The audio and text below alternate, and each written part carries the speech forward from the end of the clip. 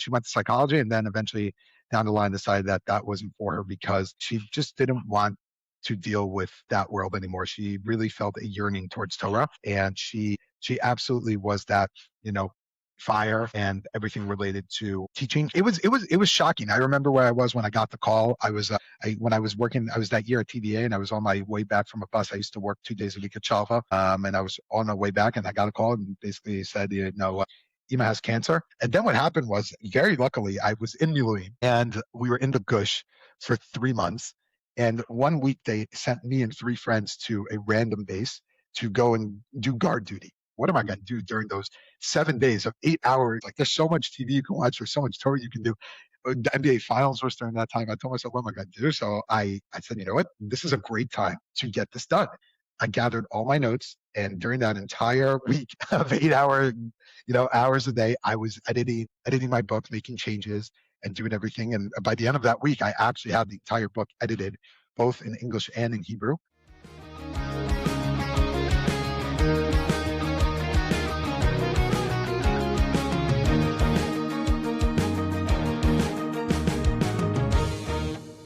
Shalom Aleichem, and welcome to Startink. Startink is a podcast about the challenges and opportunities of being a mentor in the workforce. This week, we are joined by my very dear friend, Ami Tobin. Welcome, and thank you so much for joining us, Ami. Yeah, happy to be here. Thanks for having me. Long-time listener. So Ami and I go way, way back, and I do want to take this opportunity to publicly thank Ami for being a really good friend. I made Aliyah as a 13-year-old from Boston to Beit Shemesh, and he really took me under his wing and took care of me very well. So thank you for that, and we've been in touch ever since, and it's been very, very special. So Ami works in the tech world. We'll get into that a little bit later. He also does a lot of Miluim. He lives in Eretz Yisrael. He learns a lot and writes a lot and teaches a lot of Torah. So we're going to get into all that, and I'm really excited for this conversation. Before we jump in, a quick personal request to all of our listeners to please hit the subscribe button and leave a 5-star review. It really helps us grow the show. So Ami, let's start with your time in yeshiva. I remember we had a phone chavrusa, Minchas Chinuch on Motzei Shabbos while you were in yeshiva, and it was really a time where you were on a journey, you were learning a lot, you were growing a lot, you were trying to figure out what you wanted from your life. So maybe take us back to that tkufa, tell us what you were learning in yeshiva, what you were thinking about, what you were trying to gain from those years, and what your various career paths were going forward. Yeah, so if I'm actually going to start, like, I want to get to yeshiva, but I think it's really important for me to explain my context in yeshiva and just a bit about my history and how eventually I got to yeshiva to make all those, dreams and decisions in yeshiva come true and become the person I am. So I'll start a little bit back. My parents are both from the United States. My dad's from New York. Grew up in a conservative household, a very Zionistic, good classic American conservative home. We're talking about Judaism, conservatism, like that type of sector. And he did not grow up semi-frum, but he was always very, very connected to Eretz Yisrael. And my mother grew up in Chicago, and she was actually her great-grandfather was a rabbi named Rav David Regensburg. He actually was a big dayan in Chicago, and my grandparents told me that they actually asked him back in the day to be the chief rabbi of Ireland at a time back in the day. So my mother grew up in a more Bnei Akiva modern Orthodox world, and then they got married, and when they met in New York, and then they moved out to Florida. I was born in Florida, in Boca Raton, and we moved to Israel when I was around 4 years old. And my childhood was great. I kind of grew up in a very normal Beit Shemesh household. My parents, the beautiful thing about my parents was that they were kind of growing spiritually as I was growing up. Like, the people they are today was not the people they were growing up. And I think that's just a great thing generally for that in general, you want to be able to see your parents and see them grow as you are growing as well. And really gives you a lot of hashpah and, a lot of chizuk. And basically their entire concept was be a good, normal Pashat Yid who just loves Torah. I know we're going to get to, I'm sure we'll end up talking about my mother, but my mother eventually, she had a PhD in psychology, and then she kind of moved on to just teaching Torah, really, really a lot of Torah. All the Sfarim in our house are basically my mom's Sfarim, and she decided to quit the PhD and quit psychology and go full on into Tanakh and learning. She even started the Eshkolot program with Rabbi Shani Tarragon back in the day. So my house was basically filled in Torah. And then coming to that time to choose to where to go to yeshiva, I eventually chose to go to Yeshivat Ma'alot, which is where I wanted to be. I was actually the first one, I think, of my extended family to go to a regular Israeli classic Hesder yeshiva. And what happened was that I chose specifically Ma'alot because it was what I felt for me at the time was someone who, again, this is going to sound like saying something else, but the people I found similar people like me who had the same passion for Torah. And eventually that's what drew me into yeshiva, into Malot specifically, and basically growing in there. Back to your question, so the how I grew and the challenges and everything, and everything that eventually became who I am. That entire journey was a lot of self-discovery. I've always been more of a serious kid in the sense of like I take things when I do something I want to do it to the fullest, and I basically found in yeshiva during those years that I was able to focus a lot on the things that were important for me. Like, so I loved like other stuff like sports and whatever, and I still do to some degree.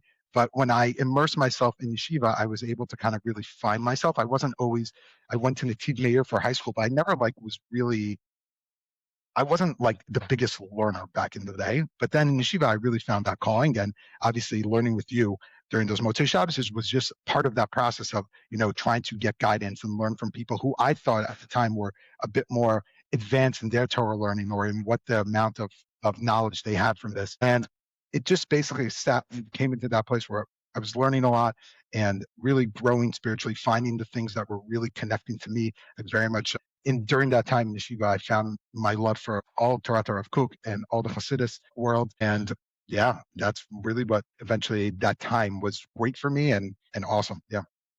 And then I remember that as you're immersing yourself in the learning, you weren't sure how that should translate to a next step to a career. You were discussing shlichut at one point, or going to chinuch, if I recall. So tell me a little bit about that process.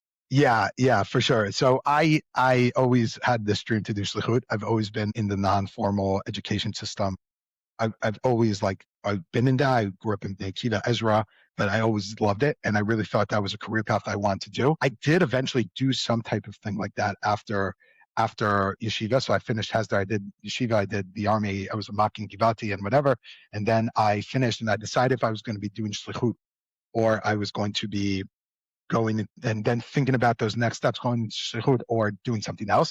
I eventually decided that I thought the important thing for me was actually to go work in an American yeshiva, because that kind of combined a lot of non-formal education. I also wanted to get a job, so I wanted to be somewhat of a madrich, but at the same time still be connected to Torah and not being so far from Eretz Yisrael. I mean, at the time I was also dating and everything related to that. And that was my first thought. My first love was what you were exactly describing, wanting to be a mechanech to some degree, just because I love teaching, I love giving over things. But then that doesn't exactly translate into my business career where I am now at the moment. But even what I do now semi-connects to that entire aspect of kind of giving over information and teaching. And kind of right now I'm kind of doing the emunah bitachon like road. I'm going where God is kind of taking me to at the moment. So let's just go back to those steps. So you left Hesder, you got a job as a madrich. Where was that job? And then what was sort of like the next stages where you realized that there had to be maybe a shift in mindset? Yeah. So I worked at YTVA, which is TVA. At the time, it was just TVA. And then the first year that Rav Yair Eisenstack Halevi started the yeshiva, so they were basically looking for madrachim, and I was one of three, me and two other friends. At the time, we weren't friends, but now they happen to be one of my closest friends. They're from Tuba, this time Tuba, but we were madrachim there that first year, and it was a great year. It was mamish a great year. But I always knew that I wanted to go get a degree. Like I thought it was important because I mean, I come from an American background, and that's an important thing to do. And when I chose my degree, I was always thinking that the degree was going to be more of a broad degree. I wasn't always, the computer science guy or engineer type of guy. Like I wanted something a bit broader when I was looking for that. But in the back of my mind, I always knew that I wanted to open my options basically to anything. I liked chinuch and I liked non-formal chinuch, but I wanted to attain maybe another skill that I can get to eventually, if I need to pivot or even just where this can take me in the world, to have that in my back pocket. And everyone was telling me I had to get a degree, and my grandmother threatened me I had to get a degree. So that Jewish guilt is always there as well. So what degree did you end up going for? And when did you transition to thinking of that as like a sort of back pocket as you described it to say a little more front and center? Yeah, so I did a degree in something called logistics, economics, and management in Bar Ilan. I heard about it from my cousin who did the same degree, and essentially it was a business degree. That's what it was, a broad business degree, nothing specific. And as I was going, I got married in that first year of I mean, my whole marriage story is a whole different story by itself. But I got married that Just first to year. not leave the listeners too much of a of a I can give cliffhanger, a right? It was one of the first COVID weddings that was moved back to a Motzei Shabbos, and I was one of the first people to get the text message, "I'm sorry, but you're not invited to the wedding," and I was very, very hurt by that. But we'll get that another time, whatever. Yeah, keep going.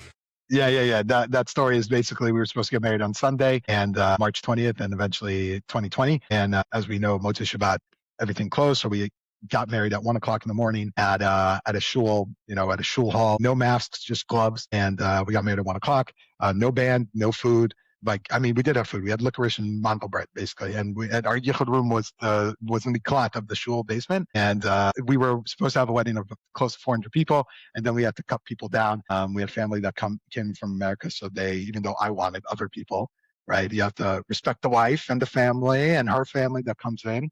So we had to kind of allow them to come. But yeah, and then during that time, back to the story. So during that time in university, I basically was looking for a job because I just got married and it was important to support myself to some degree. So I dabbled in my second year in the university. A friend of mine, actually a mutual friend of ours, Jonathan Morgenstern, got me a job at Mas הכנסה.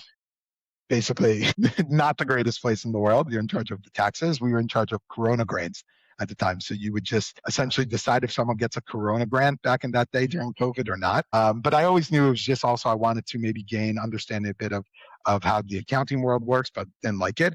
And then in my third year, my final degree of university, I just happened to stumble upon, I was looking for a job, something that would give me 4 days a week to work because I was in school only 1 day a week.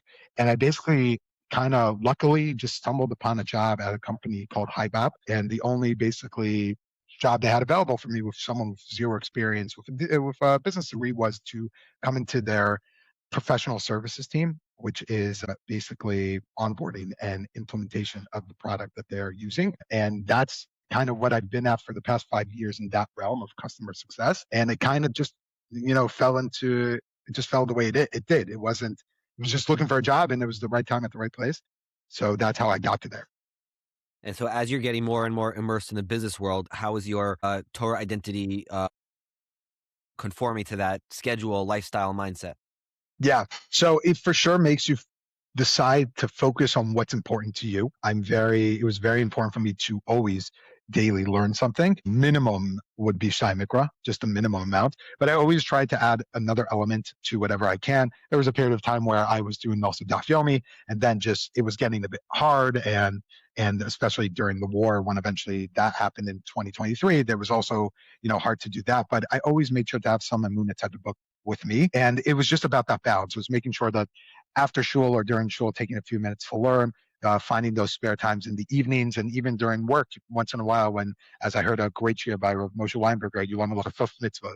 That essentially, any chance you have to lachtof a mitzvah, you try and do that. So that's where the balance was. I do miss the days of full stadarim, which I wasn't able to do, but always trying to balance that exact thing with the Torah and my free time when I can to make sure I'm doing something. Mm-hmm. And your sort of early years of your career, especially the last 2.5. So you've been in and out of the army and Milluim, and I think it's important to publicly thank you and everybody else who's and the families, obviously, even more so, who have done that, and I have not for various reasons. But so I want to hear how that has been, sort of how you've developed your career, grown your career, thought about your career in light of the past war and Milluim in and out. Your wife has also just recently finished medical school, and Mazel Tov to you and to her and to the entire family on that, which is also a challenge. Just practically, it's a lot of time, and you have Baruch Hashem, some beautiful children to take care of. So, how have all of these challenges and conflicting priorities and goals of yours come together in these last couple of years? Yeah, so you basically said the main word, which is it's absolutely a challenge. I think anyone who's going through this time understands the challenges. I would say the biggest challenge for me during this time, obviously, we're talking about like on face value, obviously being away from family and putting all the onus on your wife and she's in charge of everything. But I think the real challenge for me was that I did close to 300 days, maybe during the past 2 years, probably closer, yeah, almost to a full year of just Milluim in total. And that's also a full year of basically my professional growth not being there in terms of the job I do. I gained a lot of other skills and a lot of, very great memories and moments and real value things to my core identity as a human being and as a classic kid like Joe. But it was very hard to every time go and come back to work That was a real struggle, and not a lot of people understand that. People do understand it, but I don't think it's sunk into the psyche as much how the hard thing it is. Where, yeah, okay, so you went away for leave like 2 days, right? And if for 2 months, but you lost 2 months of work, and it's the back and forth and the back and forth, and it's absolutely been a challenge. But in the same time, I've really tried to grow myself with the skills I've gained from just perspective wise. I think the army and Milluim was giving me a big perspective on life. And that kind of has translated into work, just understanding where it is and what you do and how you deal with people. I work with customers. So just having that in the back of my mind and knowing like I'm doing like what I was doing was important. And now this is like another thing that's happening there for sure helps you in those soft skills. With my wife, also like she's like, there's no words that can describe how awesome she was during this time. She took basically I'm looking at her now, but she took she basically did all her med school during this war and she passed her boards and really like she's for sure the superstar in all this and she should be getting more of the recognition than I should. I mean, I did what everyone else did. I was in a pool with my Miluim friends and my yeshiva friends and we were all together and we had fun and my wife was here, defending the home and doing all that. So it's been an interesting time, but also as I keep on telling friends, Akadosh Baruch Hu is going to repay us. So no, don't worry about that. Right. And I guess the question that I've been thinking about a lot recently, and I'm wondering, between you and your colleagues and your friends, when you have such an intense experience, people literally putting their lives on their line, literally losing friends, going through injuries, which I should protect everyone and send refuah to everyone who needs, Oh it can man. really make the entire, tech buzz startup seed seem a little bit less meaningful, less important. So have you seen that shift when people around you sort of saying like, what does this all mean? Like, whereas maybe before the war, without that experience, people would invest so much emotional energy and just prioritize so much that aspect of their lives. Now it's like a lot less important. Do you see that?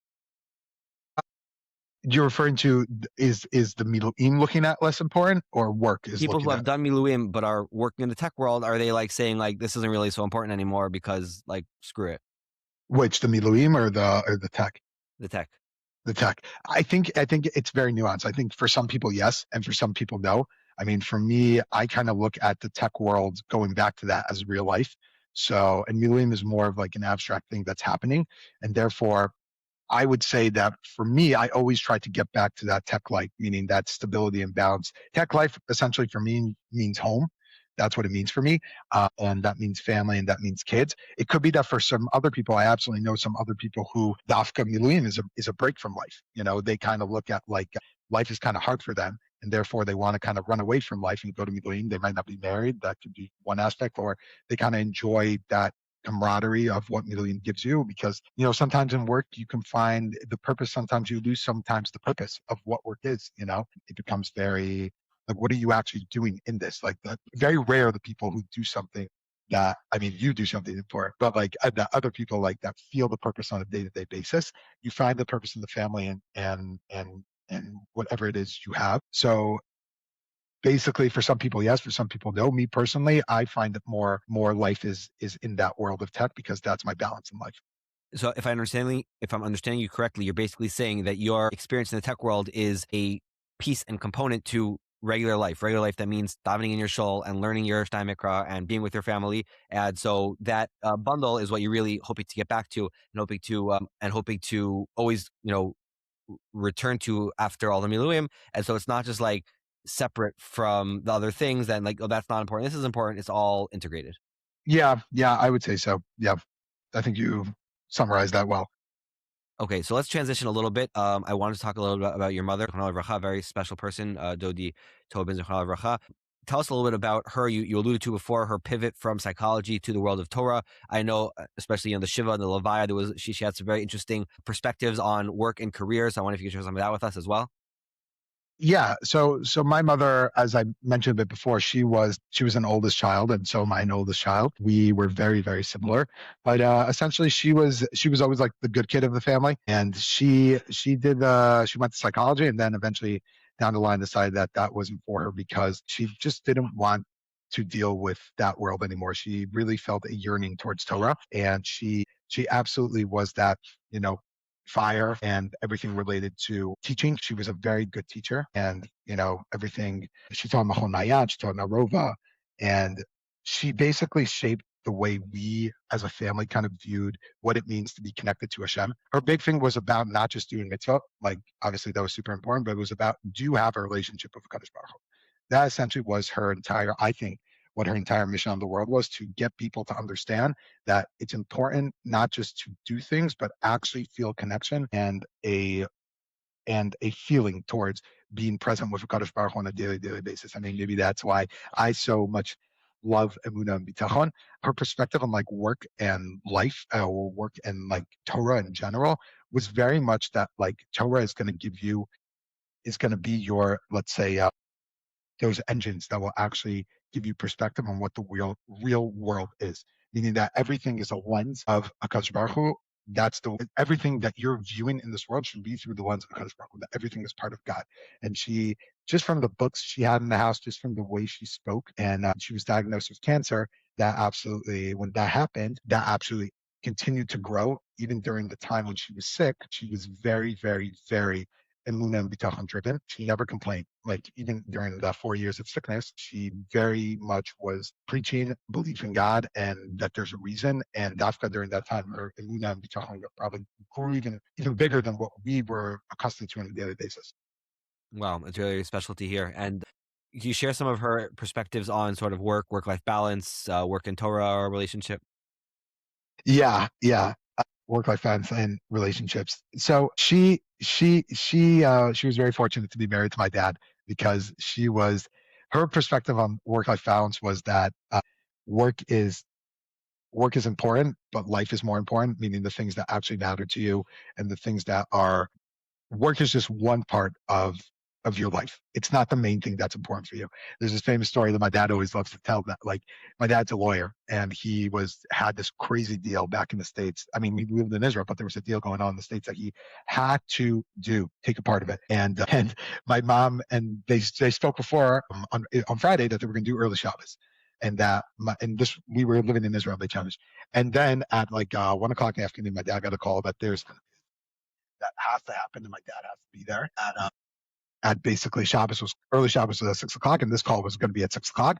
Therefore, it was an hour call, and my dad had to be in this call. And basically told my mom, and my mom flipped. And she said, basically, her entire thing was that, the client can wait till Monday. Like, no one's going to, in her words, no one's going to die, right? My dad eventually did do the call, right? But my mom was very upset. But I think that story basically shows you how much she thought, and she kept on preaching, what you should really value, what is important in life, right? What really the core values of your Torah thing, and the other things, they're important and they probably take a big chunk of your day. For instance, us people who work in the workforce, we work 8 hours a day, 9 hours a day at regular work. But that is part of life. And even that part is for the main reason, which is what your ultimate value is, which is family, Torah, and everything. So it was just a matter of, what, like a pyramid kind of, what was at top, and then everything else is some means to continue to get to that place where you're actually growing that top of the pyramid. Mhm. And so can you take us through those, 4 years? You mentioned how old were you when she started to get sick? What was it like for you to go through the various stages of her illness from your perspective as as her oldest son and the sibling to younger siblings? To take us through a little bit that challenging period. Yeah, I was 24 at the time. I was 24 when she 24. passed away. No, I was 24. I was 27 when she passed away. I was 23. You're right. I was 23 when she got diagnosed. I'm the oldest of four. My sister was young. I might be mistaking the ages. She got diagnosed in 2019. So how old was I in 2019? I'm 31 today. I was 22, 24, I think, right? I went to do a business degree. Math was not a strong suit of mine. I did 4 HiBob. That's fine. But yeah, it was shocking. I remember where I was when I got the call. When I was working, I was that year at TBA, and I was on my way back from a bus. I used to work 2 days a week at Chalva, and I was on my way back, and I got a call, and basically said, Ima has cancer, which is funny because a month before that, my dad, my mom, and myself and my sister, we flew to Uman, to like Ukraine, just to daven. And in hindsight, I understand why my mom was so, passionate about this trip. But yeah, it was tough. It was easy. She went through 2 stages of cancer. The first time she had it was 8 months, and then she was in remission for around a year and a half. But even that time, it wasn't like she was like, everything was good. And then eventually she got it back and passed away. So that entire period was around 4 years. Like completely call it like the full package of the 4 years, even though part of it was in remission. But it was tough. It was my dad. My dad was the real hero of this. He was very much on top of everything and cared for my mom. His entire goal was, let me deal with this. You go live your life at the time, right? As much as you can. Like, don't like whatever you can, continue growing what you need to do. And we as siblings kind of stuck together and continued doing, and we're there all the time. But yeah, anyone passing away is very hard in any type of circumstance. I'm very grateful for the years I had and the years that we had left with her. But it was for sure challenging watching her, deteriorate as the years go on and see who your mother was, and then, kind of become a shell of herself as the sickness got worse and worse. But it was really, the real thing that gave us was the of everyone around us and the family and the help. So Wow. And there was a period, I mean, a few weeks or a few months where like the end was really near. And I'm just curious from your perspective, like what does life look like when there's such a clear yeah, finish line?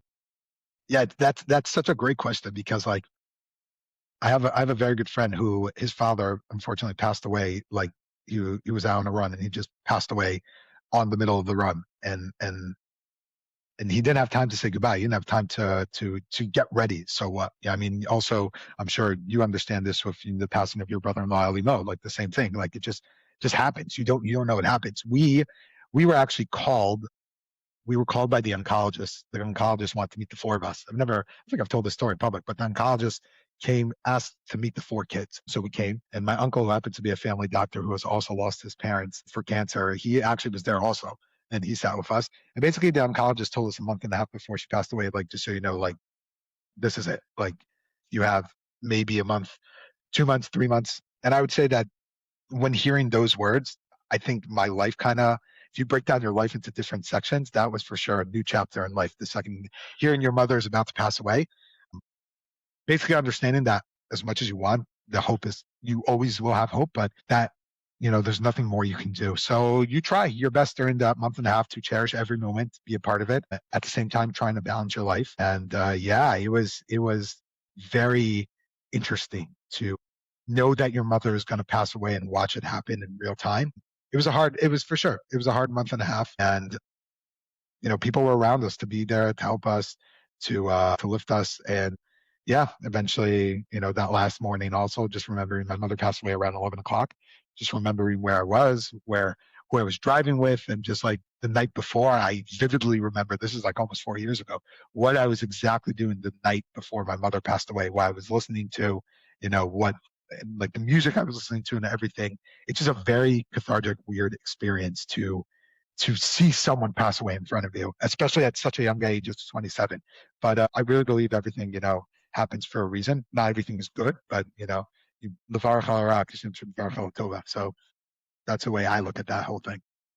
It's really incredible how you and your family have had so much exuded so much strength and emunah and built yourselves up through the challenge and beyond the challenge. And there's so many things that have been done since in your mother's memory, so many wonderful initiatives. And one of them is sort of encapsulates this whole conversation, your journey, Torah and yeshiva and the army is a sefer which you recently published. It's called Amech Dodi. People who are watching can see on my video here a really wonderful sefer. So tell us a little bit about the story of this sefer, how it came to be throughout the years, the Torah that you learned, you wrote, and you published throughout these different periods of your life, all coming together in this one piece.